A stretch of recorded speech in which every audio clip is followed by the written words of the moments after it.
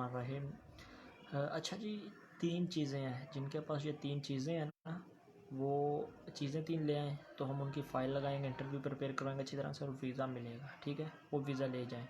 मैं आपको गारंटी से कह रहा हूँ कि वो वीज़ा ले जाएँ, वहाँ पे एम्बेसी में जाएँ, अप्लाई करें, वीज़ा ले जाएँ। ठीक है, अब मैं आपको रीज़न बता देता हूँ, मेन रीज़न क्या है और डॉक्यूमेंट कौन कौन से हैं। अब ये जो वीज़ा है ना, जो मैं आपको कह रहा हूँ, ये टूरिस्ट है, विज़िट है और बिज़नेस वीज़ा है। ठीक है, बिज़नेस विज़िट जिसे कहते हैं, छोटा सा होता है। ये शॉर्ट स्टे वीज़ा होते हैं, शेंजन हो गया, यूएसए हो गया और दूसरे कंट्रीज़ हो गए।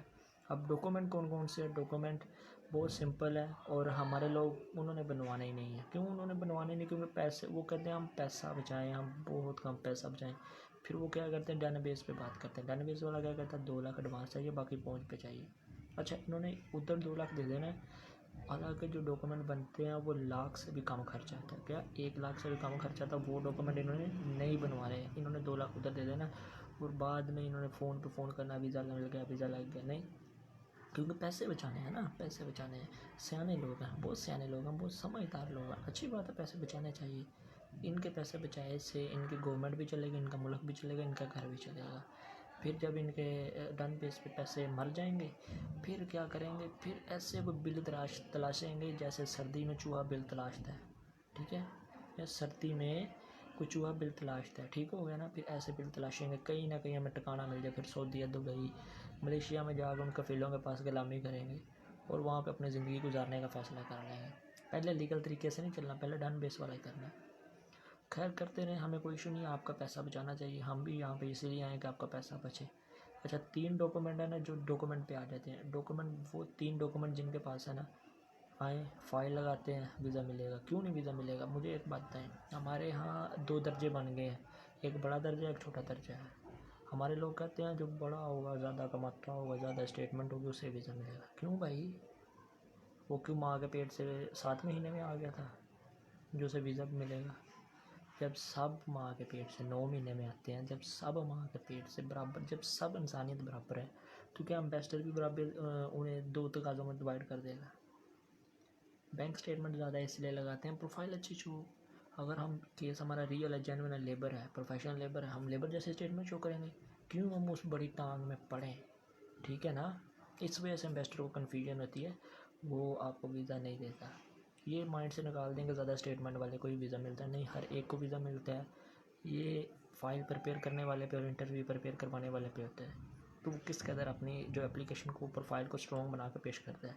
अब डॉक्यूमेंट कौन कौन से हैं? डॉक्यूमेंट वो ये है कि पहली बात, हमारे लोगों ने अपने मुल्क में अपना टैक्स नंबर नहीं लेना, जिसे कहते हैं एन टी एन रजिस्टर नहीं करवाना। हालांकि गवर्नमेंट इतनी रिलैक्स हो गई है इनके लिए, इतनी रिलैक्स कर दी गई है, अगर आपके एहसास से ज़्यादा है फिर आप पे टैक्स है, नहीं तो आप रीन्यू करवाने की फ़ीस देते हैं।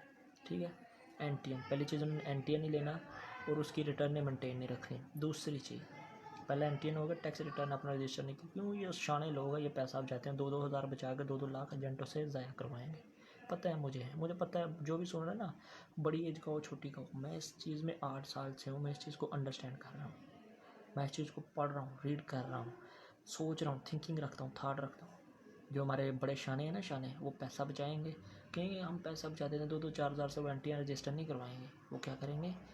अपने 2 लाख एजेंट को दे देंगे, हमारा पैसा बच रहा है, ये हमें पहुंचा देगा। वो कभी नहीं आपको पहुंचाएगा। ठीक है, पहला नंबर अपना एन है।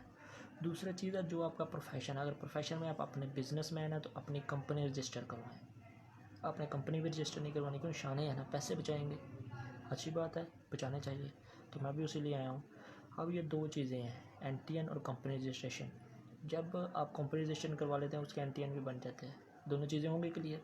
अब ये 2 डॉक्यूमेंट है। तीसरा होता है चैम्बर ऑफ कॉमर्स। अगर आपकी इंडस्ट्री है, इंडस्ट्री चैम्बर ऑफ कॉमर्स से आप रजिस्टर करवा लें, उनका सर्टिफिकेट मिलता है। जब आप वीज़ा अप्लाई करते हैं तो वो आपको बहुत बहुत बेनिफिशियल साबित होता है। अगर आप शादीशुदा नहीं है ना, तो समझ लें आपने चैम्बर ऑफ कॉमर्स बना लिया, तो आप शादीशुदा हो गए अपने मुल्क में, एम्बेसी की नज़र में। क्यों?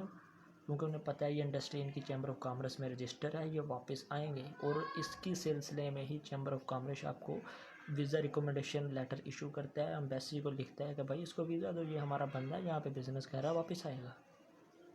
बहरहाल नहीं, हमने वो भी नहीं करवाना, क्योंकि 4 से 5 हज़ार का होता है, तो हम 5 लाख एजेंट को 4 लाख एडवांस दे के, हम तो शाने हैं, हम तो डन बेस पे पहुँच रहे हैं। जल्दी पहुँचेंगे, टाइम पे पहुँचेंगे और पैसे भी जल्दी ज़ाया करवाएंगे। 4 से 5 लाख कम है, 4 से 5 हज़ार ज़्यादा है, ठीक है।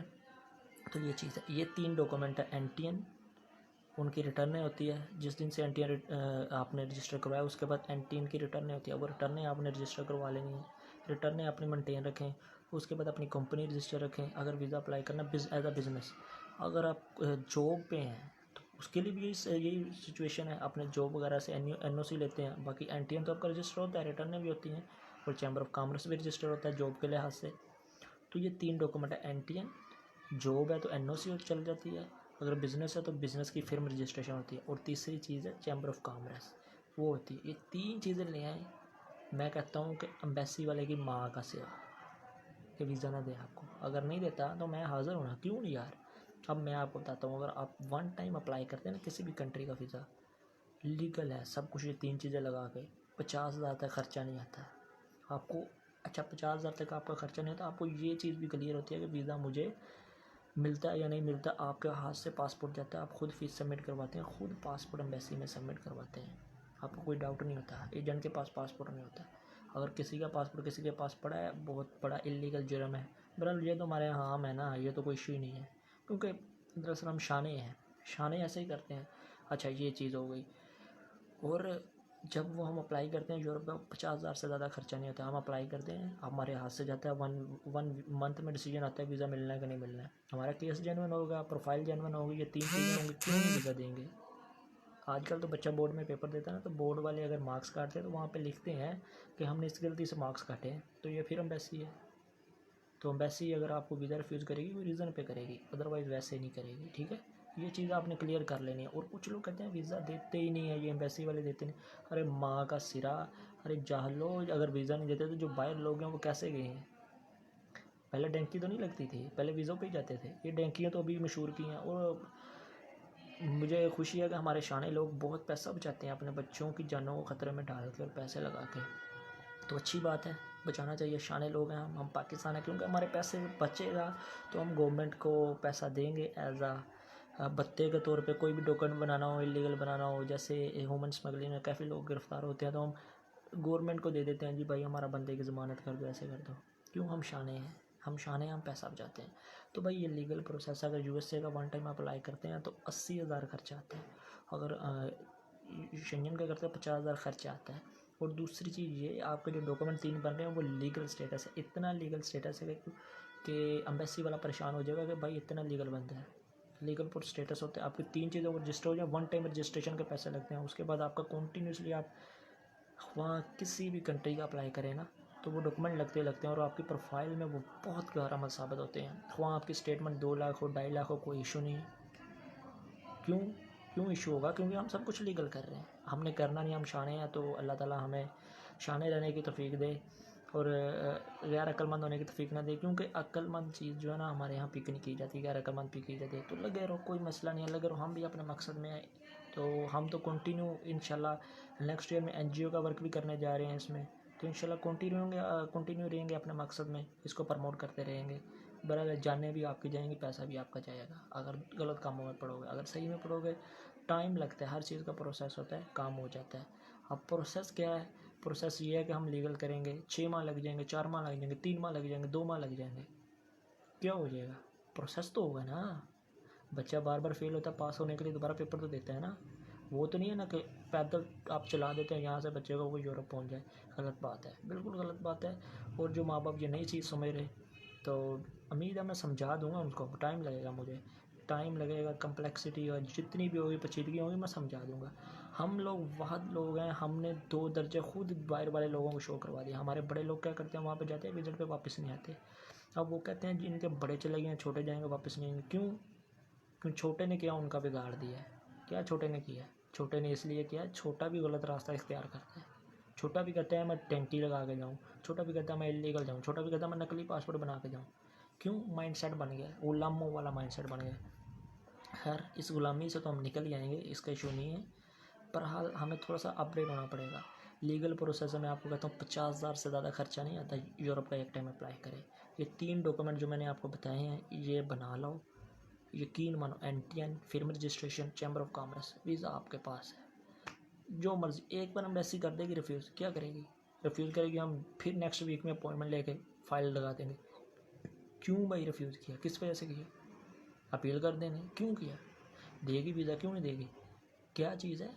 पैशन की ज़रूरत है, प्रोफेशन की ज़रूरत है और थोड़ी सी सब्र की ज़रूरत है, जो हमने करना नहीं है। क्यों? शाने लोग हैं, 5 लाख उधर दे देंगे, 50,000 इधर खर्च नहीं करेंगे, जो कि आंखों के सामने हो रहा है। आंखों को पट्टी बांधने वाला काम करना है, आंखों के सामने वाला नहीं करना।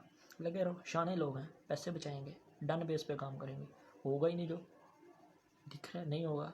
फेक पासपोर्ट बनेंगे, इमिग्रेशन को चेज़ करेंगे, लोगों को चेज़ करेंगे, एक्सपर्ट्स एक्सपीरियंस एम्बेसडर को चेज़ करेंगे।